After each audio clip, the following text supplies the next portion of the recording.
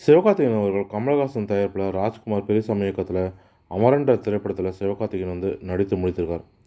இந்த திரைப்படம் அக்டோபர் 31 வெளியாகவும் இருக்குது. இதையடுத்து ஏஆர் முருகதாஸ் இயக்கத்தில் SK23 திரைப்படத்தில் சிவகார்த்திகேயன் நடித்திட்டும் வர்றார். இந்த திரைப்படத்தில் நாயகியாக பிரபல கன்னட நடிகை ருக்மணியும் வசந்தாவும் நடித்திருக்காங்க. இந்த திரைப்படத்துக்கு அனிருத் தான் இசையமைக்கிறார். துப்பாக்கி திரைப்படத்தில் வில்லனாக நடித்த பிரபலமான வித்யுத் ஜமாலும் இந்த படத்தில் இணைந்திருக்கார். மேலும் பிரபல மலையாள நடிகர் பிஜு மோகனும் முக்கிய கதாபாத்திரத்தில் இந்த படத்தில் நடிக்கவும் இருக்காங்க. இந்த படத்தோட படப்பிடிப்பு விறுவிறுப்பாக சென்று வந்தது. இதற்கிடையில் ஏஆர் முருகதாஸ் நடிகர் சல்மான் கானுடைய புதிய படத்தையும் இயக்க இருப்பதாக அறிவிப்பும் வெளியானது. இந்த சூழலில் தான் SK23 படத்தோட படப்பிடிப்பு முடிவடைவதற்கு முன்பாக ஏஆர் முருகதாஸ் மும்பை சென்றிருக்காரு.